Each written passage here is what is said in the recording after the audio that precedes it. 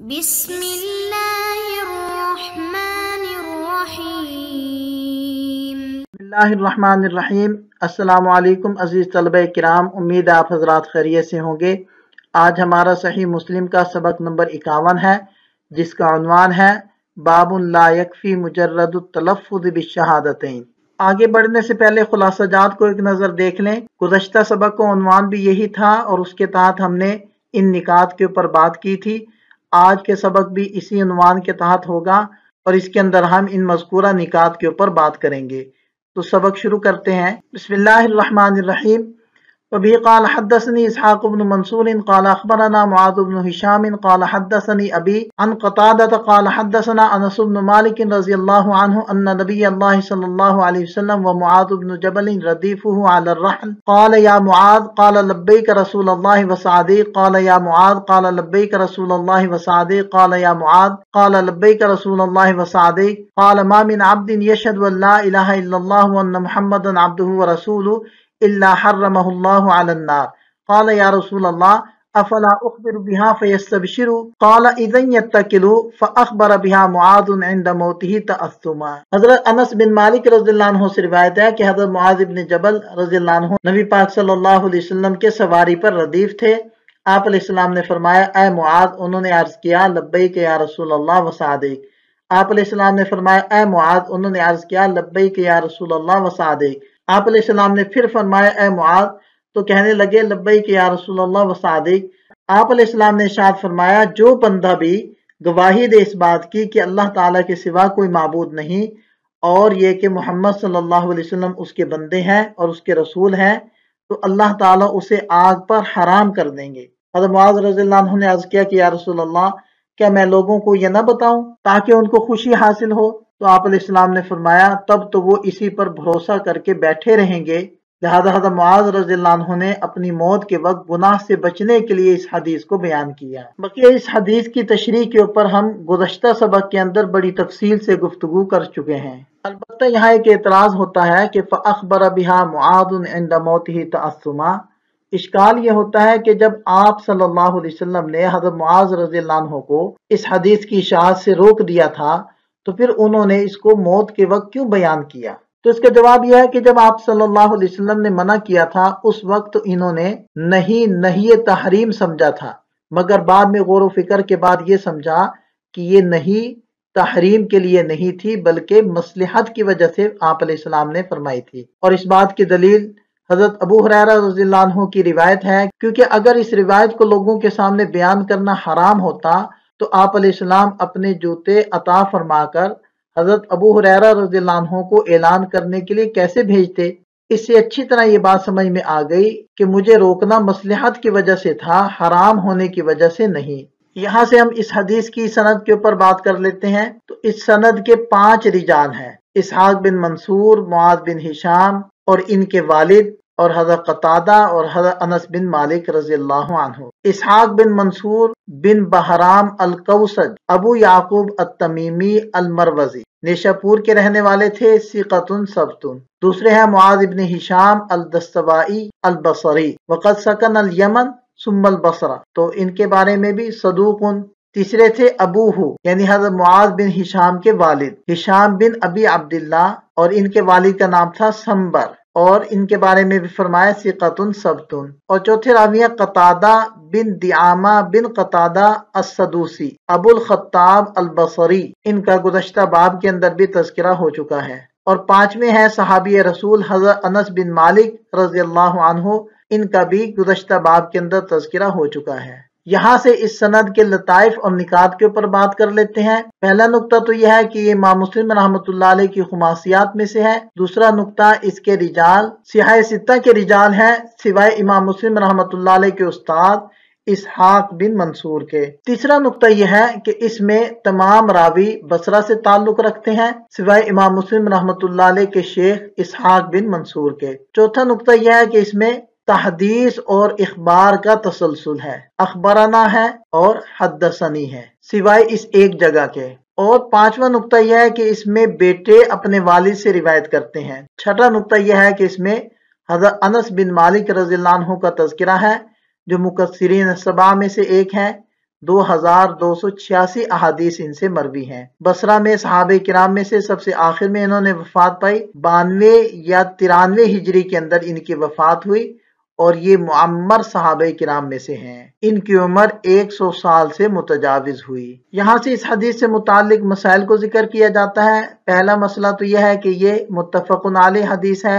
इमाम मुस्लिम रहमतुल्लाह अलैह ने इस हदीस को किताबुल ईमान में जिक्र किया है, इमाम बुखारी रहमतुल्लाह अलैह ने किताबुल इल्म में, और अबू नुआइम ने अपनी मुस्तखरज में, और अबू अवाना रहमतुल्लाह अलैह ने भी अपनी मुस्नद में इसको जिक्र किया है। वबी क़ाल हद्दसना शैबान इब्न फर्रुख क़ाल हद्दसना सुलैमान यानी इब्न अल-मुगीरा क़ाल हद्दसना साबित अन अनस इब्न मालिक रज़ियल्लाहु अन्हु क़ाल हद्दसनी महमूद इब्न रबी अन इत्बान इब्न मालिक क़ाल क़दिमतुल मदीनह फ़लक़ीतु इत्बान फ़क़ुल्तु हदीसुन बलगनी अन क़ाल असाबनी फ़ी बसरी बअज़ु शै फ़बअस्तु इला रसूलिल्लाहि सल्लल्लाहु अलैहि वसल्लम इन्नी उहिब्बु अन तअतियनी तुसल्ली फ़ी मंज़िली फ़अत्तख़िज़हु मुसल्ला क़ाल फ़अतन नबी सल्लल्लाहु अलैहि वसल्लम वमन शाअ अल्लाहु मिन अस्हाबिही फ़दख़ल फ़हुव युसल्ली फ़ी मंज़िली व अस्हाबुहु यतहद्दसून बैनहुम सुम्मा अस्नदु उज़्म ज़ालिक व कुब्रहु इला मालिक इब्न दुख़शुम क़ाल वद्दु अन्नहु दआ अलैहि फ़हलक वद्दु अन्नहु असाबहु शैउन फ़क़दा रसूलुल्लाह सल्लल्लाहु अलैहि वसल्लम अस्सलाह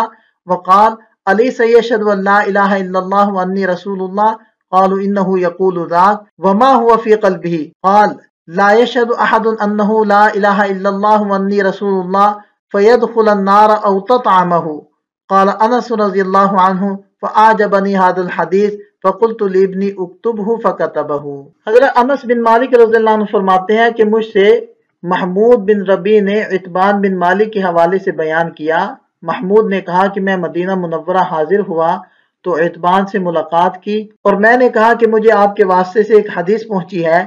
इन्होंने कहा कि मेरी बसारत में कुछ कमी आ गई थी, लिहाजा मैंने नबी पाक सल्लल्लाहु अलैहि वसल्लम के पास एक कासिद भेजा कि मैं चाहता हूँ कि आप मेरे घर तशरीफ लाएं और नमाज पढ़ें ताकि मैं उस जगह को मुस्तकिल जाए नमाज बना लूँ। चुनाचे आप अलैहिस्सलाम अल्लाह ताला की मशीयत से कुछ सहाबे किराम को लेकर तशरीफ लाए और घर में दाखिल हुए। आप अलैहिस्सलाम घर में नमाज पढ़ रहे थे और सहाबे किराम इस दौरान बाहम गुफ्तगू कर रहे थे।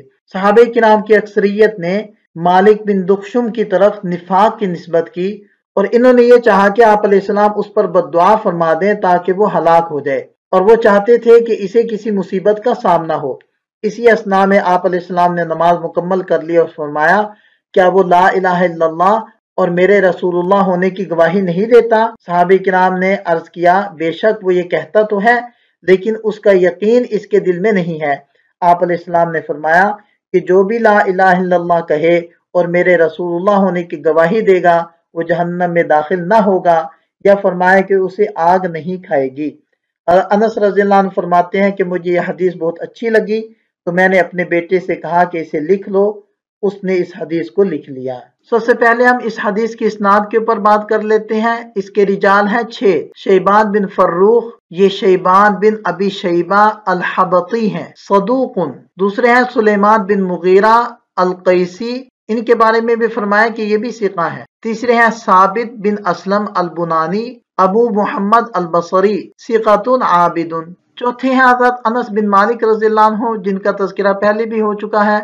पांचवें हैं महमूद बिन अर्रबी बिन सुराका बिन अम्र बिन ज़ैद बिन अब्दा बिन आमिर अबू मुहम्मद अल-मदनी, इनकी कुनियत है। और छठे हैं इत्बान बिन मालिक बिन अम्र बिन अजलान बिन ज़ैद बिन गन्म। यहाँ से इस इस्नाद के लताइफ और निकात को जिक्र करते हैं। पहला नुक्ता तो यह है कि ये इमाम मुस्लिम रहमतुल्लाह अलैह की सुदासियात में से है। दूसरा नुक्ता कि इमाम मुस्लिम रहमतुल्लाह अलैह के उस्ताद और महमूद बिन रबी और इत्बान बिन मालिक, इन तीनों हजरात का तज़किरा इमाम मुस्लिम रहमतुल्लाह अलैह की इस किताब के अंदर पहली मर्तबा आ रहा है।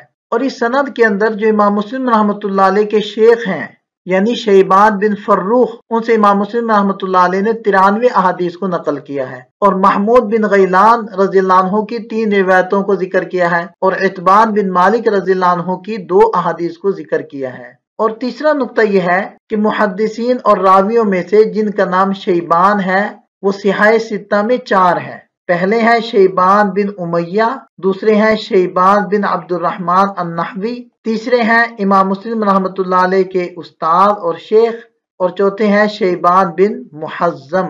चौथा नुक्ता यह है कि इसके रिजाल सियाह सित्ता के रिजाल है सिवाय इमाम मुस्लिम रहमतुल्लाह अलैह के उस्ताद के। और पांचवा नुक्ता यह है कि इसमें 3 सहाबे किराम का तज़किरा है और वो है हज़रत अनस, हज़रत महमूद और हज़रत इत्बान रज़ियल्लाहु अन्हुम। छठा नुक्ता यह है कि इसमें हज़रत अनस रज़ियल्लाहु अन्हु महमूद बिन रबी रज़ियल्लाहु अन्हु से रिवायत करते हैं, तो ये अकाबिर की असागिर से रिवायत की कबील में से है, क्योंकि हज़रत महमूद बिन रबी हज़रत अनस बिन मालिक रज़ियल्लाहु अन्हु से उम्र के एतबार से और इल्म और मर्तबा के एतबार से छोटे थे। आठवां नुक्ता यह है कि इसमें महमूद बिन रबी और इत्बान बिन मालिक रज़ियल्लाहु अन्हुमा मुक़िल्लीन में से हैं। यहाँ हदीस पाक की हम शरह कर लेते हैं। असाबनी फी बसरी, यानी हज़रत इत्बान बिन मालिक रज़ियल्लाहु अन्हु फरमाते हैं कि मेरी नज़र में कुछ खराबी आ गई थी। हज़रत इत्बान बिन मालिक रज़ियल्लाहु अन्हु मस्जिद कुबा के पास रहते थे, अपनी कौम के इमाम थे। इनके घर और मस्जिद के दरमियान पानी का नाला था। जब बारिश होती तो नाला पानी से भर जाता, मस्जिद जाना मुश्किल हो जाता। तो इन्होंने सोचा कि मैं नबी पाक सल्लल्लाहु अलैहि वसल्लम को घर पर बुला लूंगा, आप अलैहिस्सलाम यहाँ नमाज पढ़ लेंगे, फिर मैं इस जगह को मस्जिद में तब्दील कर दूंगा और घर वाले मिलकर जमात करेंगे। इस मकसद के लिए आप अलैहिस्सलाम को बुलाया। आप अलैहिस्सलाम ने इस जगह में नफल पढ़ना शुरू किए, जिसकी निशानदही हजरत इत्बान बिन मालिक रज़ियल्लाहु अन्हु ने की थी। इस वक्त आप अलैहिस्सलाम की आमद की वजह से अड़ोस पड़ोस के सारे मुसलमान इस घर में जमा हो गए, मगर एक सहाबी मालिक बिन दुखशुम रज़ियल्लाहु अन्हु वो तशरीफ नहीं लाए। सहाबा ने मुनाफिकीन का तज़किरा किया तो मालिक बिन दुखशुम का तज़किरा भी मुनाफिकीन के साथ किया। इलाके के सहाबा का ख्याल था कि आप अलैहिस्सलाम उसको बद्दुआ दे देंगे और उसको नुकसान पहुंचेगा। और आगे जो फरमाया सुम्मा अस्नदु उज़्म ज़ालिका व कुब्रहु, ये उज़्म और कुब्र दोनों मुतरादिफ अल्फाज हैं। मतलब सहाबे किराम ने आपस में मुनाफिकीन की कबाहतों और आफतों और मुसीबतों का जिक्र किया और फिर सब का सरगना मालिक बिन दुखशुम रज़ियल्लाहु अन्हु को करार दे दिया। ये इन हजरात की गलत फहमी थी जिसको नबी पाक सल्लल्लाहु अलैहि वसल्लम ने दूर फरमा दिया। हकीकत यह है कि हजरत मालिक बिन दुखशुम रज़ियल्लाहु अन्हु सही ईमान वाले सहाबी थे। एक कौल के मुताबिक ये बैत अक़बा में भी शरीक हुए थे। बदर में मालिक बिन दुखशुम रज़ियल्लाहु अन्हु शरीक हुए, इसके बाद तमाम गज़वात में शरीक रहे। अब इस हदीस से मुतालिक मसाइल को जिक्र किया जाता है। ये मुत्तफ़क़ुन अलैह है। इमाम मुस्लिम रहमतुल्लाह अलैह ने किताबुल ईमान में इसको जिक्र किया, इमाम बुखारी रहमतुल्लाह अलैह ने किताबुस सलाह में, इमाम नसाई रहमतुल्लाह ने भी इसको जिक्र किया है किताबुस सलात में, और इमाम इब्न माजा रहमतुल्लाह, इमाम मालिक रहमतुल्लाह ने मुअत्ता में, और इमाम अहमद रहमतुल्लाह ने इब्न खुज़ैमा रहमतुल्लाह और अबू नुआइम और अबू अवाना रहमहुल्लाह ने भी अपनी अपनी किताबों में इस हदीस को जिक्र किया है। यहाँ से इस हदीस के फवाइद के ऊपर बात कर लेते हैं। इस हदीस पाक से शहादतैन की फजीलत भी हमें पता चलती है, लेकिन एक तो नीयत खालिस हो, दूसरा सिर्फ जुबान से अल्फाज काफी नहीं है बल्कि दिल से यकीन करना भी जरूरी है। दूसरी बात ये पता चली कि हज़रात साहबे किराम नबी पाक सल्लल्लाहु अलैहि वसल्लम के आसार से बरकत हासिल किया करते थे कि आप अलैहिस्सलाम तशरीफ लाएंगे, इस जगह नमाज पढ़ेंगे तो हम उस बरकत वाली जगह के ऊपर मस्जिद बना लेंगे। तीसरा पता चलता है कि उलमा को, बड़ों को चाहिए कि वो अपने मुत्तबईन और शागिर्दों की दावत को कबूल करें और उनके बुलाने पर उनके यहाँ तशरीफ ले जाएं और उनके लिए दुआ कर दें। और ये भी पता चला कि मफजूल फाजिल को अपने पास आने की दावत दे सकता है। और ये भी पता चला कि नफल नमाज की जमात भी हो सकती है, क्योंकि आप अलैहिस्सलाम ने हजरत इत्बान बिन मालिक रज़ियल्लाहु अन्हु के घर में हज़रात साहबे किराम को ये नमाज पढ़ाई थी। और ये भी इस हदीस पाक से पता चला कि दिन के अंदर नफल नमाज 2-2 रखते पढ़ना ये सुन्नत है। और ये भी पता चला कि अगर कोई नमाज पढ़ रहा हो और गुफ्तगू से उसकी नमाज में खलल ना आता हो तो फिर उसके पास गुफ्तगू कर लेने में भी कोई हरज नहीं है। और इससे ये फायदा भी हासिल हो गया कि ज़ाइर मजूर की इजाजत से, यानी मेहमान मेजबान की इजाजत और रजामंदी से इमामत करवा सकता है। और ये भी पता चला कि बड़े के सामने अगर किसी छोटे के ऊपर कोई तोहमत हो तो उसको जिक्र कर देना चाहिए, ताकि अगर हकीकत है तो वाज़ेह हो जाए और उससे बचा जा सके। और ये भी इस हदीस पाक से पता चला कि हदीस को लिखना भी जायज़ है, क्योंकि हज़रत अनस रज़ियल्लाहु अन्हु ने अपने बेटे से फरमाया था कि इसको लिख लो, बल्कि लिखना मुस्तहब है। यहाँ ज़हन में ये सवाल आएगा कि आप अलैहिस्सलाम ने तो हदीस लिखने से मना फरमाया था, تو اگر منع فرمایا تھا تو لکھنے کی اجازت بھی تو دے دی تھی، اور یہ منع فرمانا بھی اس لیے تھا کہ کہیں یہ حضرات کتابت پر ہی اکتفا نہ کر لیں اور یاد کرنے کے اندر کوتاہی نہ کرنے لگیں، اور جس کے لیے یاد رکھنا مشکل ہو تو اس کے لیے اجازت تھی کہ وہ لکھ لے۔ اور بعض حضرات یہ کہتے ہیں کہ ابتدا میں اصل میں منع کیا گیا تھا حدیث پاک کو لکھنے سے تاکہ قرآن کریم کے ساتھ التباس لازم نہ آئے، لیکن جب اس چیز کا امن ہو گیا تو پھر لکھنے کی اجازت دے دی گئی تھی، اور امت نہ صرف یہ کہ اس کے جواز پر مجتمع ہے بلکہ اس کے استحباب یعنی حدیث پاک کو لکھنے کے استحباب پر مجتمع ہے۔ اور ایک اور بات یہاں سے پتہ چلتی ہے کہ اہم سے ابتدا کرنی چاہیے۔ وہ کیسے کہ حضرت اعتبار رضی اللہ عنہ والی اس روایت میں آپ علیہ السلام نے پہلے نماز پڑھی بعد میں کھانا کھایا، جبکہ حضرت ام سلیم رضی اللہ عنہ کے ہاں جب آپ علیہ السلام تشریف لے گئے تو وہاں پہلے کھانا کھایا تھا پھر نماز پڑھی تھی، کیونکہ حضرت اعتبار رضی اللہ عنہ والے قصے کے اندر نماز اصل مقصود تھی، کیونکہ نماز کے لیے ہی تو آپ علیہ السلام کو دعوت دی گئی تھی، اور حضرت ام سلیم رضی اللہ عنہ والی روایت میں کھانے کے لیے آپ علیہ السلام کو دعوت دی گئی تھی، لہذا دونوں قصوں کے اندر جس کے لیے دعوت دی گئی تھی اسی سے ابتدا کی گئی۔ اور اس روایت سے یہ بھی پتہ چلا کہ اگر میزبان کے اوپر گراں نہ گزرتا ہو تو اپنے ساتھ مزید کچھ احباب کو لے جانے میں بھی کوئی حرج نہیں ہے۔ اور یہ بھی اس حدیث پاک سے فائدہ ہوا کہ اگر کسی آدمی کو کوئی تکلیف پہنچی ہو تو اس تکلیف کو بیان کر دینے میں کوئی حرج نہیں ہے جبکہ اللہ تعالیٰ سے شکوہ نہ ہو۔ اور اس سے یہ بھی پتہ چل گیا کہ مدینہ طیبہ میں مسجد النبوی کے علاوہ بھی مساجد بنائی گئی تھیں، اور عذر کی وجہ سے جماعت سے پیچھے رہ جانے کا جواز بھی معلوم ہوا، نماز کے لیے جگہ کو متعین کرنے کا جواز بھی اس سے معلوم ہو گیا۔ ابھی قال حدثني ابو بکر بن نافع العبدی قال حدثنا بهز قال حدثنا حباد قال حدثنا ثابت عن انس رضی اللہ عنہ قال حدثني عتبان بن مالك انه عمي فارسل الى رسول الله صلى الله عليه وسلم فقال تعال فخذت لي مسجدا فجاء رسول الله صلى الله عليه وسلم وجاء قومه وتغيب رجل منهم يقال له مالك بن الدكشم ثم ذكر نحو حدیث سلیمان بن المغیرہ۔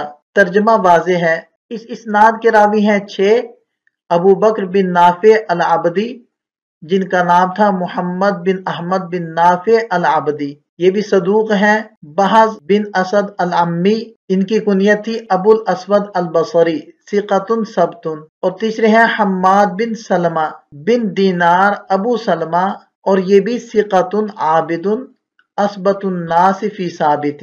بقیہ 3 حضرات کا تذکرہ سابقہ سند کے اندر گزر چکا ہے۔ یہاں ہمارا سبق مکمل ہو جاتا ہے، خلاصے کو ایک نظر دیکھ لیں۔ یہ سبق سے متعلق 2 سوالات ہیں، ان کے جواب بھی تحریر کریں۔ ملتے ہیں نئے سبق کے ساتھ، اللہ تعالیٰ ہم سب کا حامی و ناصر ہو، دعا میں یاد رکھیے گا۔ السلام علیکم۔